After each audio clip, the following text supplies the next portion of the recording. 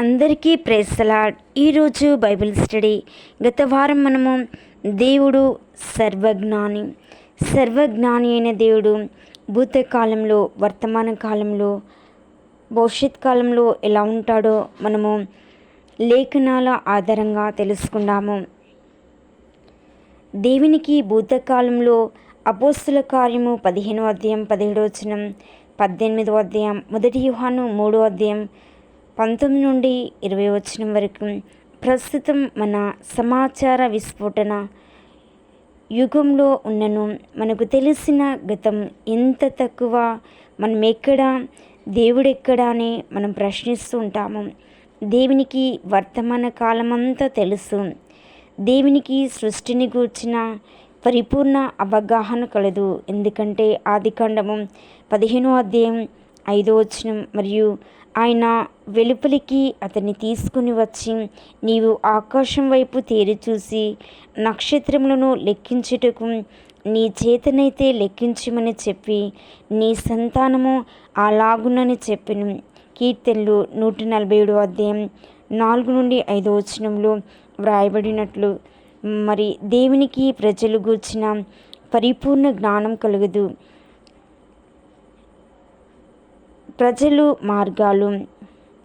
ప్రజల మార్గాలు చూసినట్లయితే యోబు 24వ అధ్యాయం 23వ వచనం, ఆయన వారికి అభయమును దయచేయును గనుక వారు ఆధారం నందుదురు. ఆయన వారి మార్గముల మీద తన దృష్టి ఉంచును. కీర్తన 119వ అధ్యాయం 168వ వచనం, కీర్తన 139వ అధ్యాయం 3వ వచనం, సామెతలు 5వ అధ్యాయం 21వ వచనంలో ప్రజల మార్గాల గురించి, దేవునికి ప్రజలకు గూర్చిన పరిపూర్ణ జ్ఞానం గురించి ఉదాహరణకు తెలియచేయబడింది.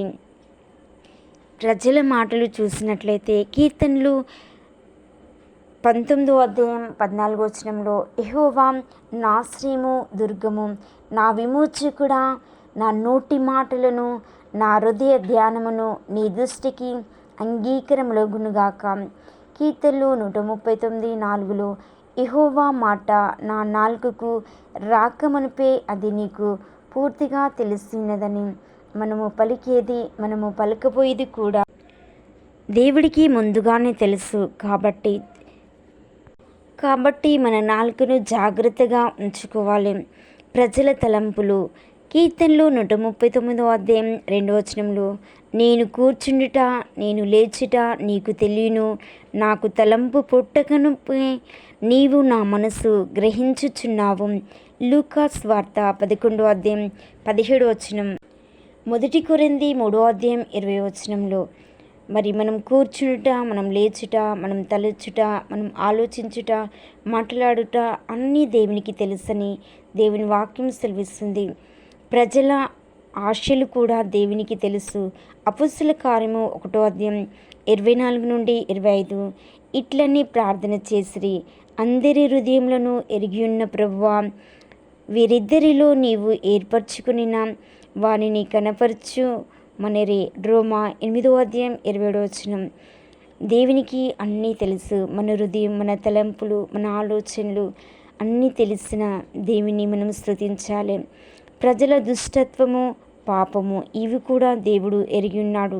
కీర్తన 69:5, దేవా నా బుద్ధిహీనత నీకు తెలిసేయున్నది, నా అపరాధములు నీకు మరిగినవి కావు.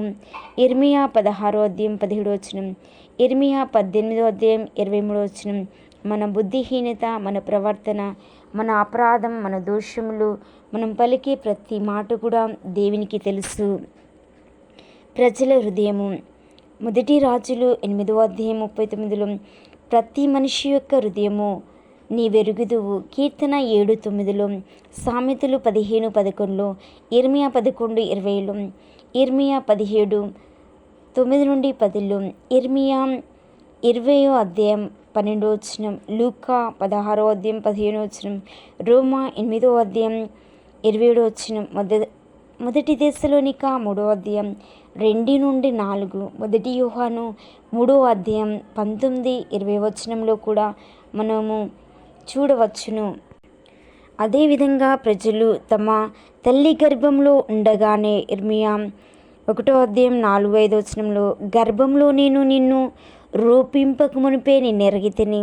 కీర్తన 139 13-16లో, రోమా 8వ అధ్యాయం 28-30లో, ప్రకటన 13వ అధ్యాయం 8, 17వ అధ్యాయం 8వ వచనంలో కూడా తెలియచేయబడింది. ప్రజలు తామేమై ఉన్నారో, ఏమి చేస్తున్నారో దేవునికి పూర్తిగా తెలియను. కీర్తనలు 139వ అధ్యాయంలో మనకి వ్రాయబడింది. దేవునికి భవిష్యత్తు పూర్తిగా తెలుసు.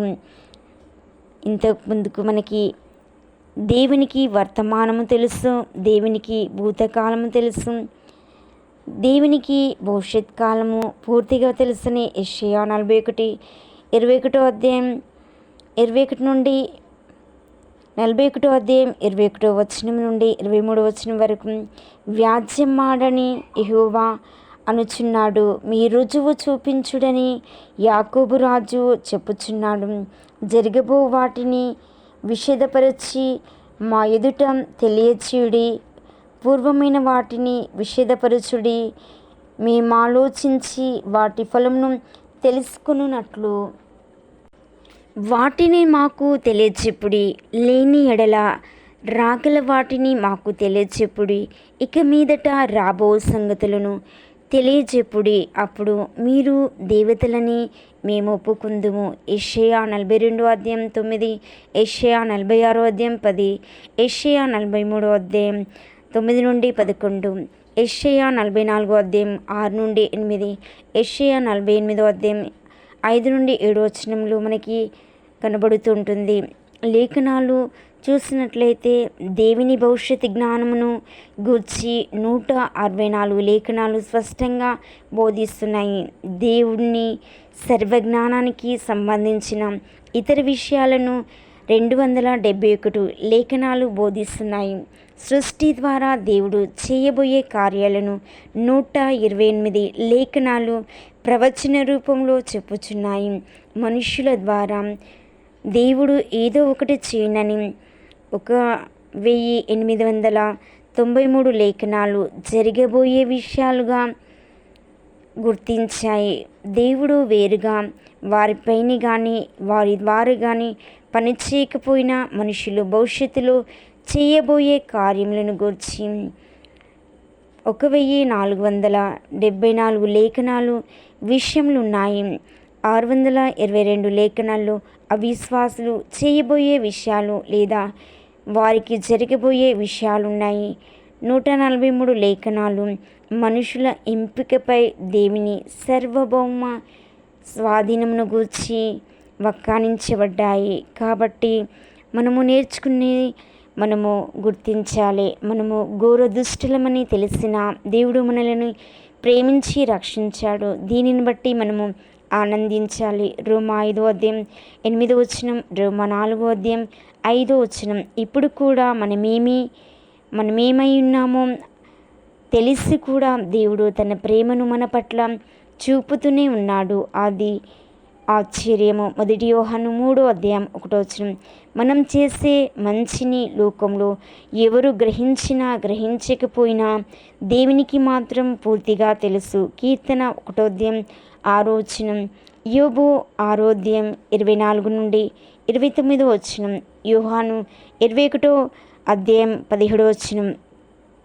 దేవునికి మన గమ్యం తెలియడం మాత్రమే కాదు, మన గమ్యాన్ని ఆయనే నిర్దేశించాడు. రోమా 3వ అధ్యాయం 29వ వచనం. దేవుడు మన ఎల్రోహి చూచుచున్న దేవుడు.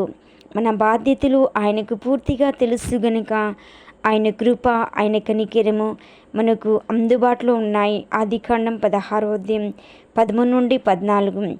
మనం పాపం చేసి తప్పించుకోలేము. మనం చేసే ప్రతి పని సాక్షాత్తు దేవుని గర్భగుడిలో చేస్తున్నట్లుగా ఉంటుంది. ఈ తలంపు మన పాపాలకు దూరం కావడానికి దోహదపడాలి. దానియేలు 2వ అధ్యాయం 22వ వచనం, హెబ్రీ 4వ అధ్యాయం 13వ వచనం, సంఖ్య 32వ అధ్యాయం 23వ వచనం, ఇర్మియా 23వ అధ్యాయం 23-24, ఎహెజ్కేలు 8వ అధ్యాయం 12వ వచనం. కొన్నిసార్లు హృదయ భావాలను వ్యక్తీకరించి ప్రభువును ఆరాధించాలని ఉంటుంది, కానీ సాధ్యపడదు. దేవుడు మన మనసులోనే మన తలంపులను గ్రహించి ప్రతిఫలమిస్తాడు. మొదటి దినవృత్తాంతము 17వ అధ్యాయం 1 నుండి 14, 1 నుండి 4 వచనంలో చూసినట్లయితే, దేవుని యొద్ద దాగుడు మూతలు పనికిరావు గనుక మనము మన వేశ్యధారణను విడిచిపెట్టాలి. మత్తయి సువార్త 23వ అధ్యాయం 27, 28 వచనం. దేవునికి అంతా తెలుసు కాబట్టి దేవుడు పొరపాట్లు లేకుండా తీర్పు తీరుస్తాడు. ప్రసంగి 12వ అధ్యాయం 14, మొదటి కొరింథీ 4వ అధ్యాయం 4 నుండి 5, ఇర్మియా 17వ అధ్యాయం 10వ వచనం. దేవునికి మన బాధలన్నీ తెలుసు. కీర్తన 31వ అధ్యాయం 7, కీర్తనలు 14వ అధ్యాయం 2, 3. ఆయన సహాయము చేయి సమర్థుడు. దేవుడు మితిలేని జ్ఞానం గలవాడు కనుక మనం ఆయన చిత్తాన్ని ఆనందంగా అంగీకరించి సాగిపోవాలి. ఆయన ఎన్నడూ పొరపాట్లు చేయడు. కీర్తన 147వ అధ్యాయం 5వ వచనం, రోమా 11వ అధ్యాయం 33, రోమా 12వ అధ్యాయం 2వ వచనంలో దేవుని భవిష్యత్ కాలంలో ఏ విధంగా తన లేఖనాలను తెలియచేసినాడో, లేఖనాలు స్పష్టంగా భూతకాలము, వర్తమాన కాలము, భవిష్యత్ కాలంలో యేసుక్రీస్తు ఏ విధంగా మన అన్ని తెలుసుకుని ఉన్నాడో మనము దేవుని సన్నిధిలో జాగ్రత్తగా ఉండాలి. దేవుని సన్నిధికి వెళ్ళినప్పుడు మన ప్రవర్తన జాగ్రత్తగా చేసుకుని దేవుని ఆజ్ఞలు కట్టడలను అనుసరించి ముందుకు సాగుదాం.